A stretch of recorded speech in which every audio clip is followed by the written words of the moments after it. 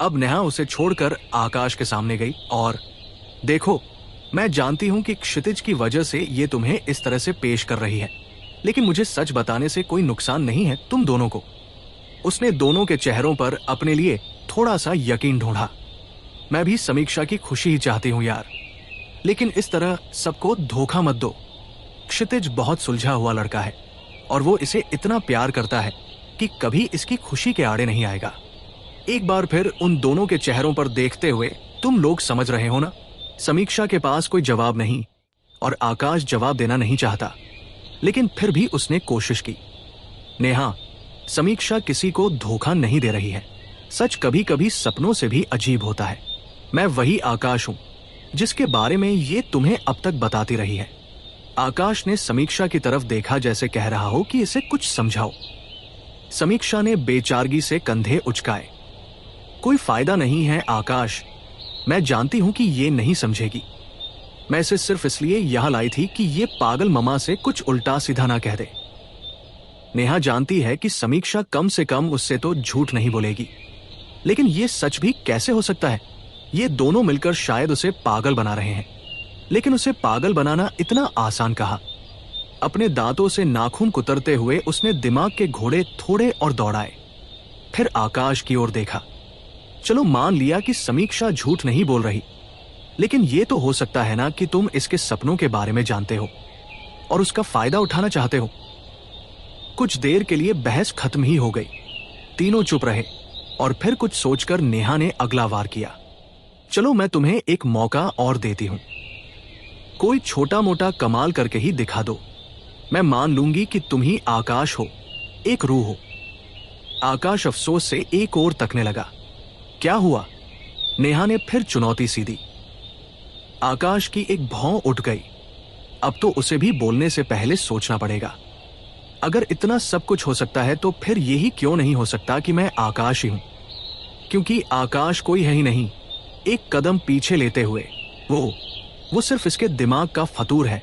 बस वो चिल्ला उठी। कुछ देर के लिए बहस खत्म ही हो गई। तीनों चुप रहे और फिर कुछ सोचकर नेहा ने अगला वार किया। चलो मैं तुम्हें एक मौका और देती हूं, कोई छोटा मोटा कमाल करके ही दिखा दो। मैं मान लूंगी कि तुम ही आकाश हो, एक रूह हो। आकाश अफसोस से एक ओर तकने लगा। क्या हुआ? नेहा ने फिर चुनौती सी दी। इस बार आकाश ने उसकी आंखों में देखा। मैं बिना कोई कमाल किए भी तुमको यह साबित कर सकता हूं कि मैं आकाश हूं, लेकिन मैं अटकते हुए, फिलहाल मुझे कुछ साबित नहीं करना। आकाश वहां से हट गया। नेहा भी अब कोई और सवाल नहीं करना चाहती। किसी जीते हुए वकील की तरह उसने समीक्षा के सामने कंधे उचकाए, जैसे कह रही हो मामला साफ, अब आगे तुझे खुद तय करना है। और समीक्षा के हाथ में से स्कूटी की चाबी झटक कर सड़क की ओर बढ़ गई।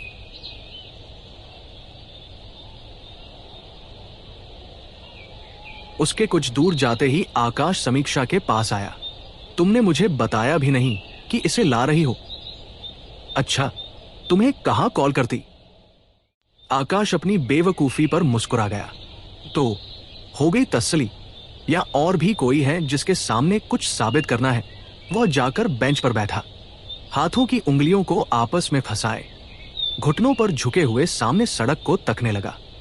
वह इस बात को लेकर समीक्षा से नाराज तो नहीं, मगर हां, खुश भी नहीं है। समीक्षा 2 कदम दूर खड़ी उसे पढ़ने की कोशिश कर रही है। उसके चेहरे पर साफ दिख रहा है कि वह नेहा को चुप करा सकता था, मगर कराया नहीं। तुमने उसे साबित क्यों नहीं किया कि तुम आकाश हो? समीक्षा उसके पास गई। सामने सड़क को ताकती आकाश की संजीदा नजरें समीक्षा पर आई, क्योंकि मैं उसके लिए यहां नहीं आया हूं, और फिर से वापस सड़क पर चली गई। समीक्षा करीब आई और उसके बगल में अपना हाथ डालकर बैठ गई। आकाश से ज्यादा सरल और सुलझी सोच का व्यक्तित्व उसने आज तक नहीं देखा। उसके लक्ष्य कितने सीमित है और वो कभी भटकता नहीं अपने लक्ष्य से, चाहे कुछ भी हो। आकाश की जगह वो खुद भी होती तो नेहा का मुंह बंद कराने के लिए कुछ ना कुछ तो जरूर करती, लेकिन आकाश ने ऐसा नहीं किया। मैं जानती हूं कि तुम उसे यकीन दिला सकते थे। समीक्षा उसकी बाह पर अपना सिर रखकर बैठ गई। लेकिन शायद ऐसा करना तुम्हारी दुनिया के उसूलों के खिलाफ होता, राइट? उसूलों की धज्जियां तो मैं पहले ही उड़ा चुका हूं समीक्षा। अपनी बाह पर कसे समीक्षा के हाथ पर अपना हाथ कसते हुए अगर मैं उसे ये यकीन दिलाता कि मैं इंसान हूं तो वो मेरे घर, परिवार, शहर, हर बारे में सबूत मांगती। कहां से लाता वो सब? और किसी रूह के साथ वो तुम्हें रहने ही नहीं देती, एक सांस छोड़ते हुए। भला है कि वो मुझे कोई बहरूपिया या धोखेबाज ही समझे। नेहा काफी दूर निकल गई है समीक्षा की स्कूटी के साथ। उसने एक बार भी पलटकर नहीं देखा। आकाश के कंधे पर सिर रखे समीक्षा उसे जाते हुए देख रही है। नेहा मुझ पर यकीन करती है आकाश, लेकिन ये सब कुछ है ही ऐसा कि सच कहूं तो यहाँ से जाने के बाद मेरे लिए भी यकीन करना मुश्किल हो जाता है कि तुमसे मिलकर लौटी हूं। मैं इसी बात से डरता था। तुम्हारा इस तरह भ्रमित होना तुम्हारे दिमागी संतुलन के लिए ठीक नहीं है। मुझे परवाह नहीं।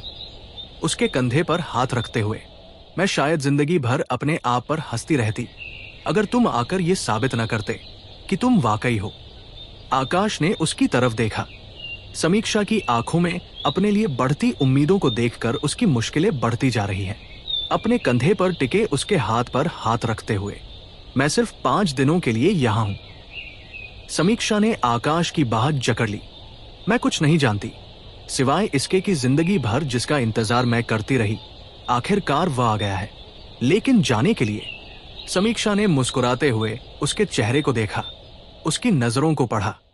जो यकीन आवाज में सुनाई दे रहा है वो आंखों में कहीं दिखाई नहीं दिया।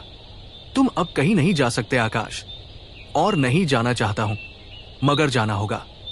आकाश के चेहरे की मायूसी समीक्षा के दिल में उतर गई और उसकी आवाज का दर्द समीक्षा की आंखों में।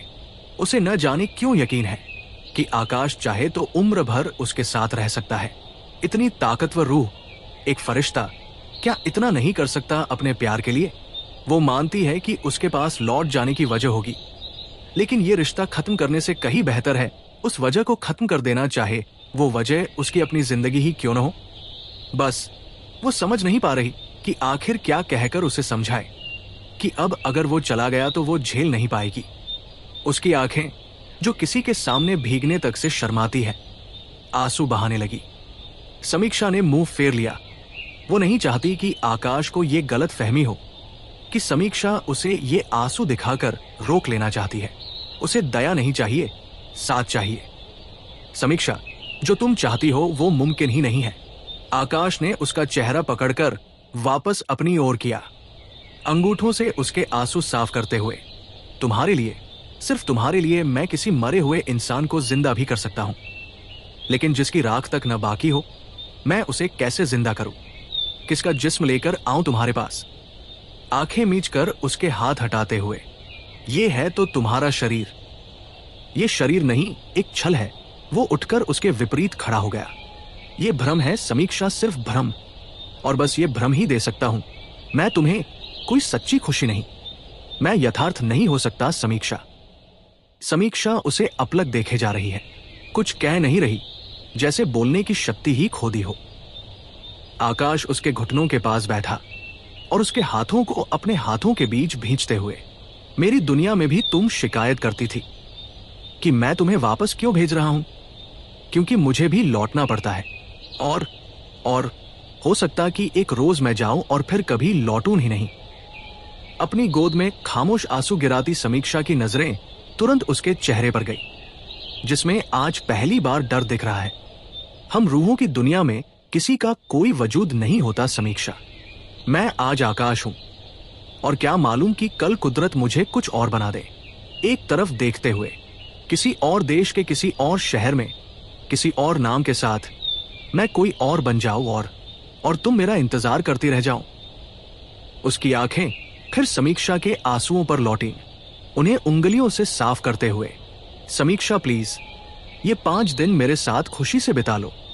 मैं समझूंगा कि वह जिंदगी पूरी हो गई जो पिछली बार अधूरी रह गई थी।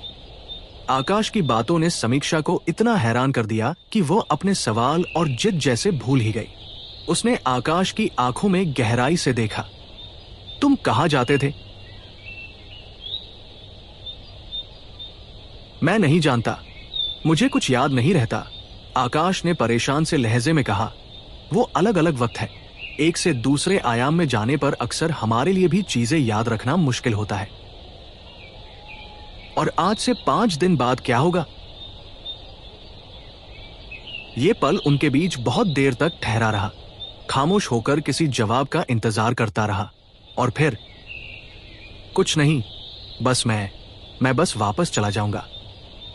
कहीं तुम खुद को तो उस दुनिया में मेरी जगह नहीं देने वाले? आकाश सन्न है उसके मुंह से यह सुनकर। समीक्षा की जगह मैं, और मेरी जगह? आकाश का चेहरा सख्त हो गया, उसकी आंखों में कुछ ढूंढते हुए, कुछ असहजता से। तुम्हें और क्या क्या याद है? मैं नहीं जानती। उंगलियों को चटकाते हुए वो बेचैनी से याद करने लगी। कभी कभी अचानक कुछ ख्याल सा आता है। जाने दो, उसमें से कुछ भी सच नहीं है, सिवाय इसके कि समीक्षा जा चुकी है।